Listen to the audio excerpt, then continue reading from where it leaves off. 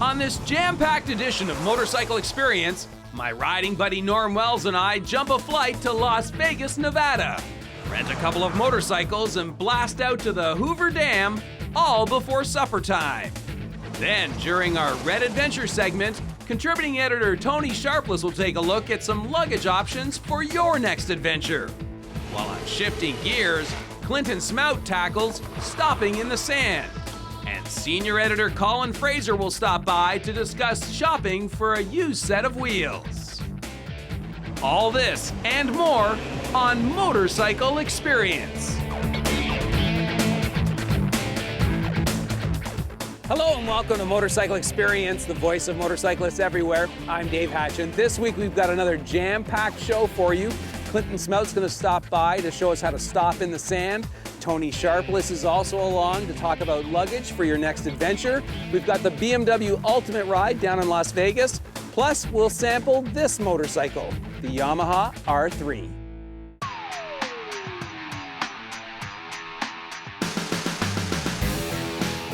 Back when I was in my early 20s and was seriously getting into sport bikes and road racing, there was a wonderful batch of 250 and 350cc two-strokes that you could buy that were just perfect for younger, shorter riders who wanted to both look cool and go fast while honing their skills during their first couple of years out on the road. Fast forward some 3 decades, and now a whole new batch of small displacement sport bikes have arrived on our shores. Bikes such as Honda's CBR 125, 250, and 300R, Kawasaki's Ninja 300, and KTM's RC 390. Added to that list is the machine you see before you now, Yamaha's YZF R3. At the heart of this beauty is a liquid-cooled, fuel-injected 321cc parallel twin cylinder, mated to a slick-shifting 6-speed tranny. Yamaha claims the R3 cranks out some 42 horsepower, and it certainly feels peppy. Up front, you'll find a 41mm non-adjustable fork with a 17-inch hoop, while out back, a single linkless shock soaks up the bumps while riding on another 17-incher. So how does the R3 work out on the open road? Well, this week we invited Sherry Payne to sample the R3 alongside a Honda CBR 300 and a Kawasaki Ninja 300. Here's what she had to report back after a full-on day in the saddle. So yesterday you roll up to Yamaha, they push the bike out of the garage. Voila! We were expecting the blue one, we got the red and white one. What was your first impression when you actually saw the bike? I was actually really impressed how it looked. I expected it to be a lot smaller body-wise, so I was pleasantly surprised. So you fired it up. You got to ride it quite a bit over the last 2 days. A lot of highway. Yes. What did you think? What was your first impression of that engine? I was expecting it to be a lot not as powerful as it is. Yeah. Let's just put it that way. I was pleasantly surprised with the amount of power that it had and how well it handled on the highway. I was expecting for a smaller bike to be blown around on the highway, and it was nice and solid on the highway. It felt like my own bike, my 600. It felt nice and solid and heavy, and I really liked it, and the power was there when I needed it and wanted it. Obviously, if they're trying to appeal to entry-level riders, intermediate riders, you want a light clutch and smooth shifting. How did you find the shifting? It's perfect. I would highly recommend this for entry-level riders. Clutch was very easy to use, gear shifter, everything was nice and smooth and easy to use. So a nice big single disc up front. How did you find the stopping power, the feel of the brakes? Any thoughts on that? I really like the braking power on it. For example, yesterday I did have to do a quick stop, and it handled beautifully. So again, entry level, the braking on this is very easy to use. Confidence inspiring? Definitely. Indicators, switchgear, mirrors, cockpit. How did you like the pod? Everything visually was very easy to read and see while I was riding. Using the signal indicators, they were easy to turn on and cancel as well. So I like the location of everything. It wasn't distracting or difficult for me at all again. So for an entry-level rider, it's not confusing to them, I don't believe. It would be very easy for them. Very affordable motorbike. This is just perfect. I think anybody that was looking for that first motorbike, or even second motorbike if they're moving up from the 125 or 250, this is it. This is what I recommend they go for. It's very light and easy to handle, so it's awesome in building up your confidence level. Right. And this, like, it's great for in town. It's really nice and light. The slow speed maneuver, it's very easy to work with slow speed maneuvers for in town. Mm-hmm. And I've been on this for hours and hours today, and so I would even say if you have a little bit of a long haul to go, mm-hmm. You could make this work as well. So what's the one lasting impression on the R3? When you get back to Barrie this evening, what will stick in your mind about the R3? The power. Mm-hmm. The power that was there and how solid it was on the highway. The fact that I could stay nice and solid on the highway and not be blown around, and I could keep up there with traffic speed and comfort. Those would be my three. Awesome. Yeah. Well, thank you so much for joining us today. You did a great job. Thanks. Awesome. Hang in there, we've got plenty more experience still ahead. Next, expert enduro rider and Inside Motorcycles contributor Tony Sharpless looks at luggage options, while Norm Wells and I roll the dice in Las Vegas. Portions of Motorcycle Experience are brought to you by Honda Canada, BMW Motorrad, and Olympia Riding Apparel.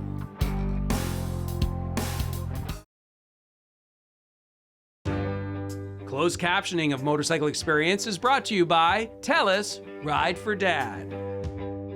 Welcome back to Motorcycle Experience. I'm Dave Hatch, and it's time now for this week's installment in the Red Adventure. Tony Sharpless is going to stop by and give us some advice on luggage. But before we do that, let's catch up with my buddy Norm Wells and this week's Ultimate Ride. Today, we're heading out to the Hoover Dam. Okay, so each year, Norm Wells of BMW Motorrad and myself have been packing up our motorcycles and setting off to explore a variety of destinations all across Canada, well, North America for that fact. Literally checking off our own personal riding bucket lists under the guise of inspiring you, the loyal Motorcycle Experience viewer, to plan your own ultimate ride. This year, production delays and winter's early arrival prompted us to head south for this year's ultimate ride. The plan? To explore the roads and sites available to riders who choose to use Las Vegas, Nevada as a base of operations. Day one of our trip was jam-packed. Along with our long-suffering production crew Mike Brown and David Pernici, we boarded a flight out of Toronto, then headed to Vegas. We rented a car, drove west to Eagle Rider, rented our bikes, changed in the parking lot, shot a stand-up, and then blasted 1 hour east on Highway 93 out to the Hoover Dam, just so we could bring you this. Well, Norm, you're blowing my mind. It's day one, already into the ultimate ride. We've flown out of Toronto, we've rented motorcycles, we've rented cars, and we're like 30 minutes from Eagle Rider, and already we're at the Hoover Dam, and this is amazing. Yeah, that's what I was saying. You're so close that if you're down here, you absolutely have to take the time to come here and visit this. I mean, it's an engineering marvel, and the time when it was done in the early 30s, you know, everything was manual. Yeah. Yeah. No, it's so spectacular, and I think I've been to Las Vegas about 5 or 6 times. I've never come out here to the Hoover Dam, and for the most part, it was just a quick blast down the highway. But the last little ride in here was pretty spectacular. Yeah, well, that's the old road. So you can imagine when this place has its 7 million tourists that come here every year, and that little road with all the twists and turns and the traffic, it's the new super bridge up there is benefiting this area a lot. So again, just, you know, we flew in today, rented our motorcycles today, and we're only 2 hours into our first ultimate ride. What else do you think we can cram in here before we lose the sun? Well, I think the ride back, you know, there's that 166 is an option if we decide to take it. We'll see how much sunlight there is at that time. But I think for today, that's enough. Let's get back. Let's get checked into the hotel, make sure we do have rooms, and then get it all started off again tomorrow morning. Yeah, well, this has been great. I mean, just as an average trip, to think you can get up in the morning, have a coffee and a yogurt, get on a plane, and 6 hours later, boom, we're into our gear and riding and seeing something like this. Exactly. What a great way to start. Awesome. Next week, be sure to tune in as Norm and I will be exploring Lake Mead and the breathtaking Valley of Fire. Meanwhile, expert enduro rider and Inside Motorcycles contributor Tony Sharpless looks at luggage options. So Tony, during these adventure segments, we've been looking at the whole broad spectrum of adventure sport, adventure riding, and not every adventure involves packing, the kitchen sink and riding around the world. Some adventures take place just on a weekend where you don't want to take all that luggage. And we were talking about that, and you said, well, I'll bring a few things to show you what you can use just for a weekend. And you showed up with this backpack that just blew me away. It's great. Yeah, it sure is. It's got a nice shape to it, which is aerodynamic, and it holds its shape, so you can stuff as much or as little as you want into it. And it has material on it. This particular one is a carbon copy, and the dust doesn't stick to it. So Right. That's great for going off-roading if you're going to head down some gravel roads or whatnot. The dust is really hard to get off of your equipment. And inside, what's handy is you want to have a place where you can organize things, Right. so that you don't have anything bouncing around in there and all getting jumbled together. And if you're carrying a lot of clothes, something like a compression pack is really cool, because you can put a lot of clothes in there and then you can just cinch it down and compress it into a little tiny That's football excellent. size. Yeah. And then I just throw it in there, and then you still have room to put, some spare shoes or something in there as well. Now you brought along this classic tank bag. Yeah. This is great. What did you want to point out about this? I love the map, because even Yeah. though we have GPSs, I still use a map, right? Yeah, it gives you a great overlay of where you are, and people use it in conjunction with the GPS. So, and this tank bag has a nice wedge to it, so it can fit nicely on any of the steep tanks, and it comes with the straps or the magnetic option. So, depending on what your gas tank Plastic is, tank, yeah. it'll fit. Now I noticed you also sort of shrunk it right down to even protecting your phone on its own. Yeah, I mean, your phone is your lifeline, so you want to make sure that it's protected. And one of the great things that HitCase makes is this product that surrounds your phone, but it also makes it into a really great recording device. So you can record your fun that you're having, your trip and your adventure, and then show your friends and family when you get back. And the phone is protected. Even you can throw it in water, it will go 30 feet in the water, or you can run over it with your bike. It just won't destroy your phone, and your phone's your lifeline, so it's really important to protect it. So think about protecting your phone when you go away. That's great. And then everybody has one of these now, right? Oh, GoPro. yeah, exactly. Yeah, there's so many different ones out on the market, and I like this one because it's really tough and durable. I had one on for a adventure that we did in Africa, and I fell on it. I had it on the side of my helmet. I fell on it, and the Gorilla Glass didn't even break. Wow. So I got a bruise, but the camera didn't. So yeah, they're really tough, and they're really fun to watch later after you've recorded all the fun you've had. Well, Tony, this is great, and these are just some great options available to adventure riders now. And if you're not, like I said, if you're not just planning for a big long distance ride over the course of a week or two, maybe for a weekend, there's some great options for you. Yeah, it's excellent. And even to take on the airplane with you if you're going renting in another country. So. Great stuff. Thanks for sharing. Oh, you're welcome. Up next, some sound advice on shopping for a used motorcycle. And on Shifting Gears with Clinton Smout, we break in the soft stuff.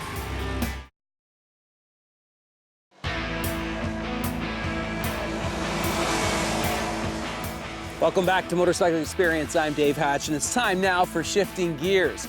Last week, our resident riding expert Clinton Smout was looking at how to ride through sand and gravel.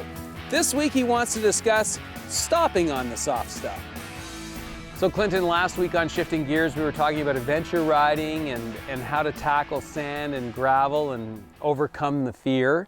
But we didn't talk about stopping on sand and gravel, and that's really getting into the nitty-gritty.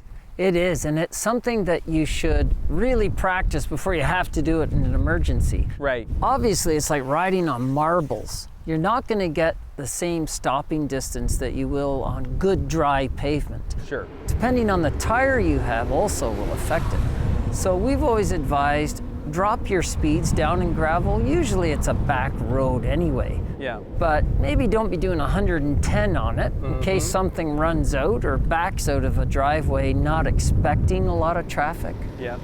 And so you're leaving lower speeds and also leave more following distance between your buddies on bikes or other vehicles. Sure. Because you cannot stop as quickly. Right. And then for practicing it, again, for our customers, we get them on a small dirt bike first. Then we take their big adventure bike out into gravel. So they've already got a concept of loose grip, tight lower body, but loose handlebar. And then we use back brake first. We want them to skid it if it's non-ABS, Yeah. so they can feel it sliding around. We did it in our parents' car in the snow, and it made us better drivers. Yep. That's what dirt can do to the street rider. Then we add careful addition of the front brake when putting the rear brake on. And for skid school customers, we call it, we get them pushing the front wheel, which is riding carefully, slowly in first, cover your clutch, but don't pull it in, and load the front brake, Dave, very gradually and slowly. If you're a cat-like reflex, it's gone. Right. Then you practice how to pick up your adventure bike. But by loading the brake, you slowly get that suspension compressed, lock up the front brake on purpose. If you can go a meter, fantastic. And when you feel it starting to slip, let go of the front brake. Right. This develops muscle memory feel for that threshold of traction. Fantastic skill to have for pavement and gravel. Sounds to me like you may want to take a school with someone like yourself first to get a little bit of that dirt experience before taking it to the big bike, Absolutely. but definitely something you need to practice. Yes. Wow. Sounds great, and then we'll overcome our fear of sand and gravel. Gravel can be fun. Excellent. Okay, then, now that we've got your engine all revved up for another season of riding, stay tuned, because up next, Inside Motorcycles senior editor Colin Fraser has some great advice on shopping for a used motorcycle. Stay with us. Portions of Motorcycle Experience are brought to you by Honda Canada, BMW Motorrad, and Olympia Riding Apparel. Welcome back to Motorcycle Experience. I'm Dave Hatch, and we'll wrap up our show now by stepping into the time machine, traveling back to 2006, the year when we invited viewer Mark Russell to sample the Italian middleweight 90-degree Desmo V twin Ducati 749. But before we do that, let's pay a visit to our local motorcycle dealer to see what's for sale on the showroom floor in the used section. Joining us now is veteran motorcycle journalist Colin Fraser. So Colin, this week in the Used Bike Corner, we're looking specifically at this sport bike, and I wondered out loud to you just before we started rolling tape, what would be the very first thing you would look at in terms of this motorcycle, in terms of determining its true condition? Well, I think when you get to the point where you go to see the bike and you're starting to try and evaluate, one of the things to look at is the sprocket and the chain, because that's going to suggest how much wear. It'll indicate real world use as well as versus the mileage, right? Because the bike accurate it is. Exactly, but also, was this bike well looked after? Because people who are serious about their motorcycle don't let the chain and sprockets get to a bad point. If that's how the bike looks, this bike probably hasn't been looked after. It was just going to be traded in on the next one. And that means you're more likely to experience problems because probably none of the detail stuff was ever really looked after. So it reflects on the bike. On the other hand, for instance, with this bike, it's got 26,000, I think, on it, K, but it's a Ducati, and it really looks like whoever owned it took good care of it. And that's particularly with an exotic bike. You really want one that's been looked after. Right. So this is a 2006 749. We road tested that bike when it first came out in 2006. What were your memories of that motorcycle? Well, I rode this bike at the launch in Spain. The one I rode was yellow. Just loved it. It's a small version of the 999, which was a bike that not all Ducati people loved. I loved the riding experience. You know, the aesthetics are a matter of an opinion, but in terms of the progress from the 996 series and all those bikes, more comfortable, more flexible. And this bike has a surprising amount of performance for a middleweight bike, and it is a real Ducati. It has that Ducati riding experience, so this is a bike I would highly recommend. Well, right now you can pick up an example of one of these motorcycles. This one is a 2006. It's got 26K on it, $5,200. This is what we thought of this motorcycle when we first tested it back in 2006. Based on its World Superbike ready big brother, the 999, the sleek 749 is basically a scaled down version of the full Monty Superbike. The main difference being obviously smaller slugs internally and a slightly smaller rear wheel.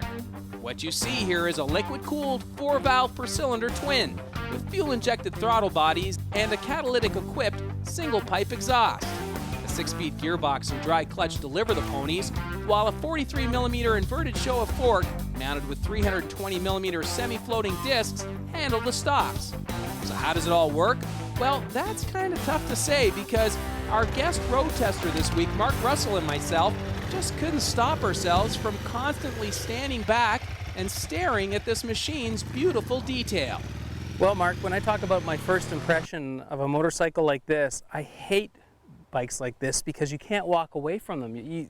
There's just so much to look at. It's pretty cool, for sure. And it's everywhere. It's a work of art everywhere you look. So did you find time to ride it? A little bit so far. Yeah. I liked it a lot, actually. I've ridden sport bikes before that I find to be too powerful for riding around in the street, and they're frightening. They're so powerful. And this one is a strong, fast bike. Yep. But because it's a V-twin, it seems a little more friendly. Yep. Still fast enough to do crazy things with. Who would you recommend this bike for, Mark? Is it going to go back to the dealer? Well, I'd like to have one. I don't think this is a bike for an 18-year-old kid necessarily. They're a little more expensive than the equivalent 600 class sport bike, yep. And probably not as fast. For somebody like me, I don't care about what the 0 to 60 time or the quarter-mile time is. It's a really fast bike. It looks great. All the details are artfully executed. Mm-hmm. Those are the kind of things I would appreciate. And I think the market for this bike are people like me who want a special bike. Yeah. And we'll pay a little extra for it. Although I don't think they're really that expensive compared to a Ferrari. No, it's a little bit cheaper than a Ferrari.